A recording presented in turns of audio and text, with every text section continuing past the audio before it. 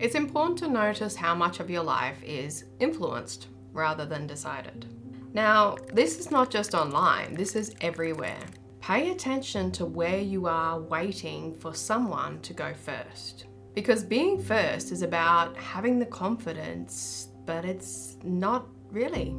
It's actually about permission. Who would have thought?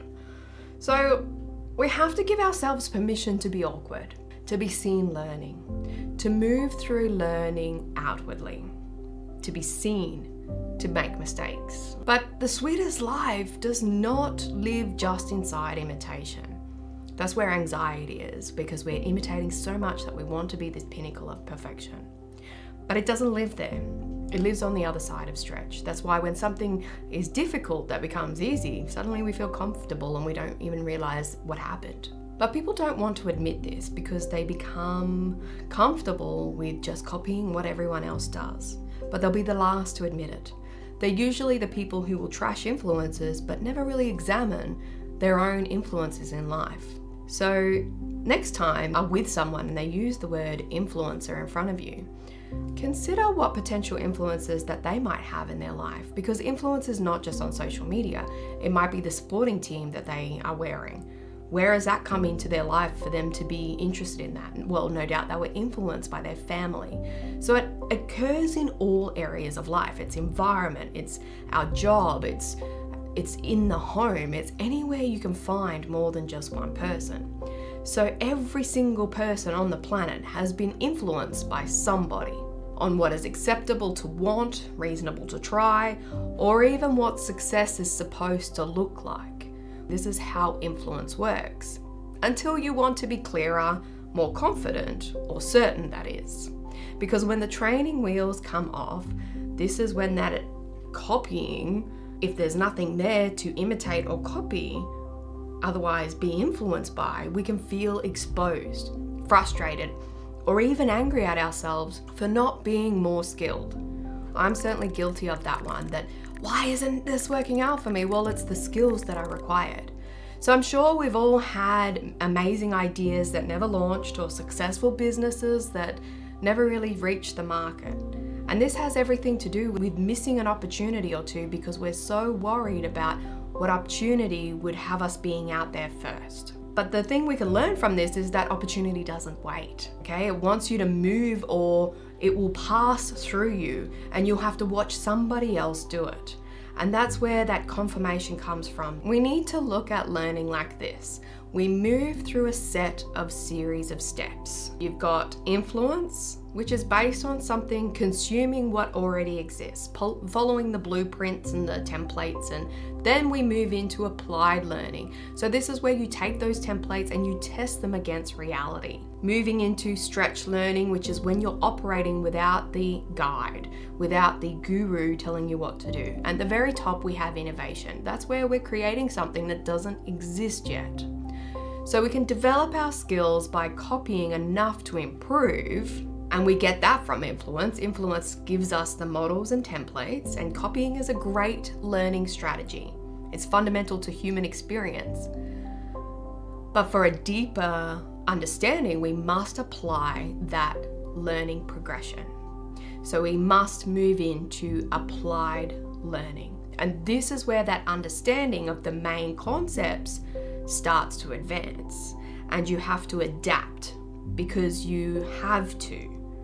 This is where you encounter those problems in real time. You can't go back and see what that person would have done because it's a new case experience. So this is where you have exposed what you cannot do yet. And you start feeling a little uneasy because you notice that the difference between the plan and the outcome are two very different things. And this is where most people will retreat here. The wheels start to fall off. But they already are applying what they have observed logically. It's adaptation that begins to make it feel stretched. So they already feel that they're applying what they've observed, but in stretching, it's where the logical adaptation begins to make them feel stretched. And that's where we get into stretched learning, because this is where you begin to experiment and test an infinite amount of what ifs. What if this changes? what if this does this? What if this does that? It's all our experiment. We can hesitate here, but when we're stretched, we begin to doubt ourselves back to influence. So this one's a really important one to watch, especially when we enter new experiences. And we covered what you do and what we go through when we experiment that, and when there's anxiety versus curiosity in the newsletter that I will link below. But if you wait on this step until you're clear, you would be wrong in doing so, because you aren't clear.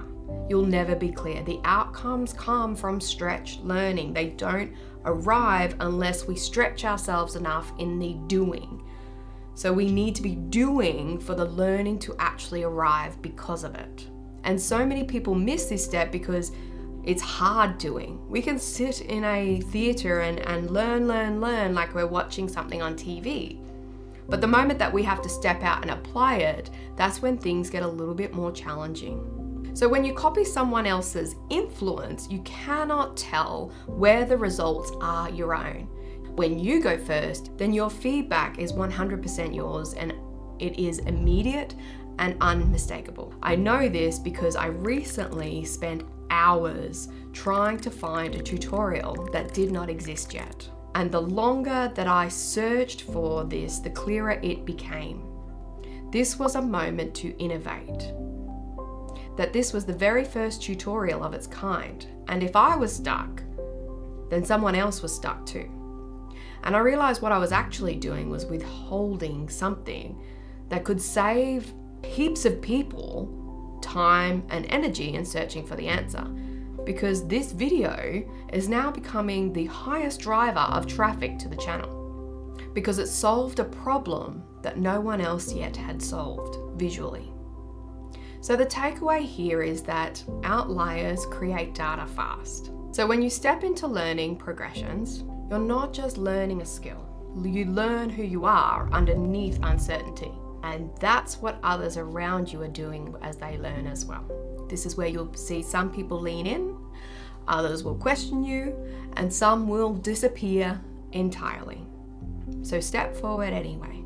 I appreciate you watching till the end. If you enjoyed this video, please give this video a like. And if you are keen to learn more about behavior in others, systems for success, and where personal development and business intersect, then subscribe to my newsletter where I send out insiders' insights every week. Link to that will be in the description below. Until our next encounter, look after yourselves.